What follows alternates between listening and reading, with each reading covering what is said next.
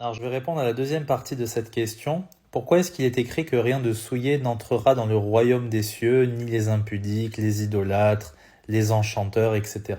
Et c'est important de noter qu'il est écrit en Apocalypse 21:8, ce que tu mentionnes, que tous les menteurs iront dans le lac de feu. Donc est-ce que ça veut dire que techniquement, personne sur cette terre ne peut être sauvé, puisque même en tant que chrétien, on va mentir un jour ou l'autre, hein. On ne peut pas dire qu'on ne mentira plus jamais. Notre chair est faible. Alors, il faut comprendre dans quel chapitre tu te situes. On est à la toute fin du livre. Donc, qu'est-ce qui se passe au début du chapitre? Tu as la Jérusalem céleste qui est descendue sur terre. C'est très important.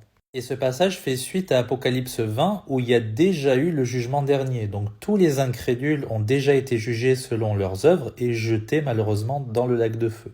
Donc, qui est-ce qui va vivre dans cette Jérusalem céleste? Logiquement, eh bien, ceux qui ont cru, ceux qui sont sauvés, les élus. Tout ça, c'est la même chose.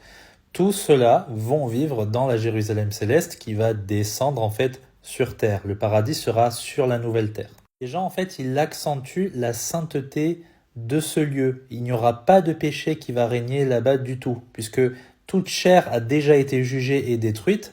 Rappelle-toi que la chair et le sang n'héritera pas du royaume de Dieu.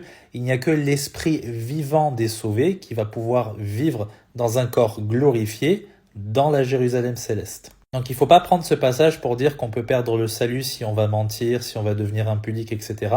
Ça n'a pas du tout de rapport avec le contexte. Le contexte parle de la Jérusalem céleste, qui est un lieu saint où les sauvés qui ont reçu la justice de Christ vont vivre pour l'éternité. Que Dieu te bénisse.